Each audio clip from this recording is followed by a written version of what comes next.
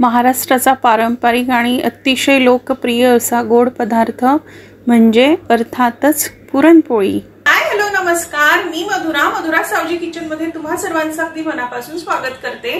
तर आजची आपली रेसिपी आहे सावजी स्टाईल पुरणपोळी। आणि तुम्हाला जर सावजीची अस्सल चव हवी असेल तर माझ्या रेसिपीज आवर्जून बघत चला, कारण मी स्वतः सावजी आहे। आणि आजची रेसिपी अगदी सोपी आहे, कारण यात मी पुरणयंत्राचा वापर करणार नाहीये, ज्यामुळे तुमचा वेळ वाचणार आहे। आणि ज्या नवीन शिकणारे आहेत, ज्यांच्या मनात शंका आहेत की पुरणपोळी जमेल की नाही, बिघडणार तर नाही, तर त्यांच्यासाठी मी काही खास टिप्सही देणार आहे। त्यासाठी व्हिडिओ शेवटपर्यंत नक्की बघा। चला तर मग आता रेसिपीला सुरुवात करूया।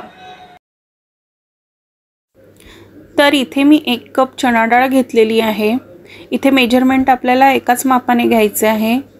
तर 1 कप चणा डाळ घेतली, त्याला 3 ते 4 पाण्याने स्वच्छ धुवून घेतलेला आहे मी आता। आणि यात आपण घालूया पाणी। पाणी त्याच कपाने आपल्याला 1 ते 1.5 कप घालून घ्यायचं आहे। आणि त्यानंतर हा कुकरचा डब्बा आपल्याला कुकरमध्ये लावून घ्यायचा आहे। कुकरमध्ये पाणी घालून घेऊ आणि त्यात हा कुकरचा डब्बा ठेवून देऊ आपण। आणि याला मी झाकण घालून घेणार आहे।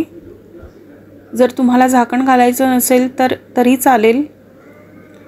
आता याच्या आपल्याला 4 ते 5 शिट्ट्या करून घ्यायच्या आहे मीडियम फ्लेमवर। तोपर्यंत आपण पुढची तयारी करून घेऊया। तर इथे मी रवा घेतलेला आहे अर्धा कप।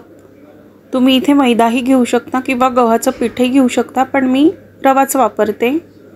आता यात आपल्याला घालायचं आहे मीठ आणि त्यानंतर घालायचं आहे 2 चमचे तेल।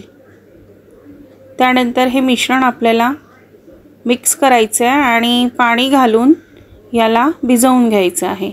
सुरुवातीला याला बाइंडिंग येत नाही, पण हा जसा जसा मुरत जातो तशी तशी याला बाइंडिंग यायला लागते। रवा छान भिजवून सैलसरच भिजवायचा आहे आणि त्याला आपल्याला कमीत कमी अर्धा ते 1 तास भिजवत ठेवायचं आहे झाकण घालून। तर मैदा अनहेल्दी असतो आणि रवा पचायला हलका असतो आणि रव्याची पारी खुसखुशीत होते, म्हणून मी रवाच वापरते। तर आता इकडे आपला कुकर झालेला आहे। झाकण काढूया आता आणि चेक करूया। डाळ मिक्स करून घेऊ। तुम्ही बघू शकता की डाळीत अजिबात पाणी नाही आहे, कारण मी झाकण घालून घेतलेलं होतं। जर तुमच्या डाळीत पाणी असेल तर तुम्हाला ते पाणी काढून घ्यायचं आहे। डाळ छान शिजलेली आहे, बघू शकता। आता आपल्याला साखर घालायची आहे। त्याच कपाने मोजून मी साखर घालणार आहे यात। मी साखर 1.5 कप घालणार आहे। जर तुम्हाला जास्त गोड नको असेल तर तुम्ही 1 कप साखर घातली तरी चालेल। इथे डाळ हलकी गरम आहे, त्याच्यामुळे ही साखर वितळेल आणि ते थोडं सैल होईल मिश्रण। तर साखर आता आपल्याला याच्यामध्ये छान मिक्स करून घ्यायची आहे।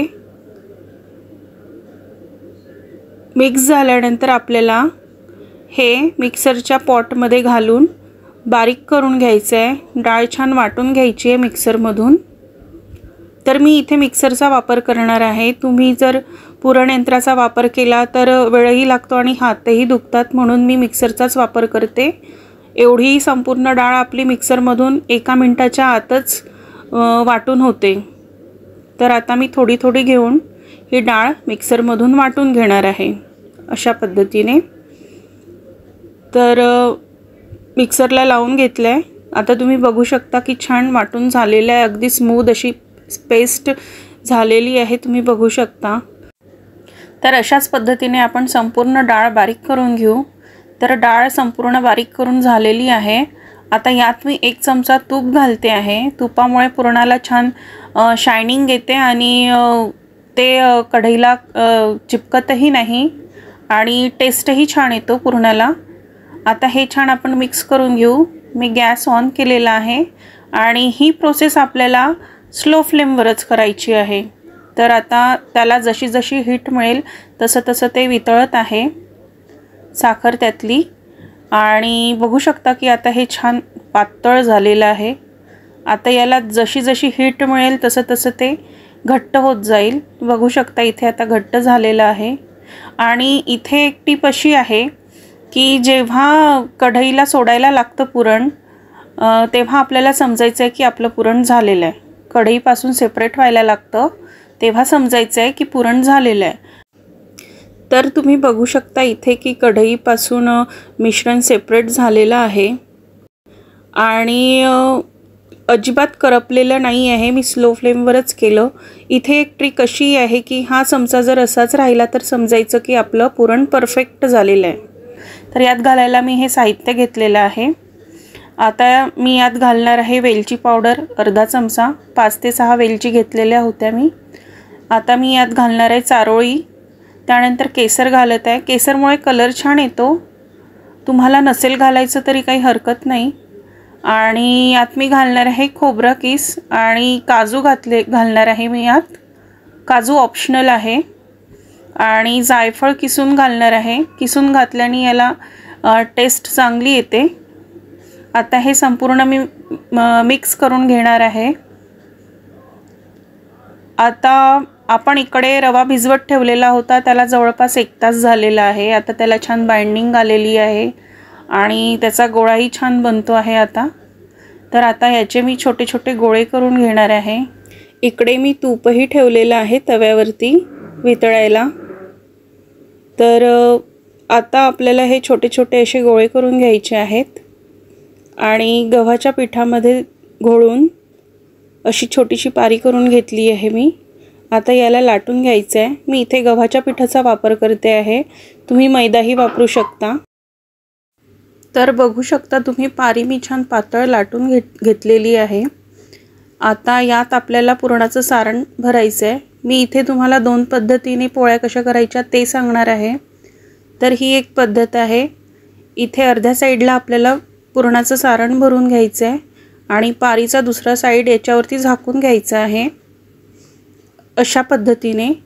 आणि अशा प्रकारे याला करंजीसारखा शेप देऊन द्यायचा आहे आणि हाताने असं प्रेस करून याला पातळ करून घ्यायचं आहे. तर इकडे मी तवा गरम करायला ठेवलेला होता. तवा छान गरम झालेला आहे.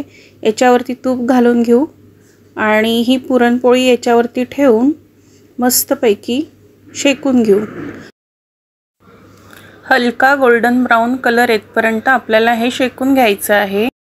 तूप भरपूर प्रमाणात घालायचं आहे कारण पुरणपोळी आहे आणि तुपाशिवाय टेस्ट येत नाही. तर अशा प्रकारे ही पोळी झालेली आहे. आता मी तुम्हाला इथे दुसरी पद्धत सांगते. पारी लाटून घ्यायची छान पातळ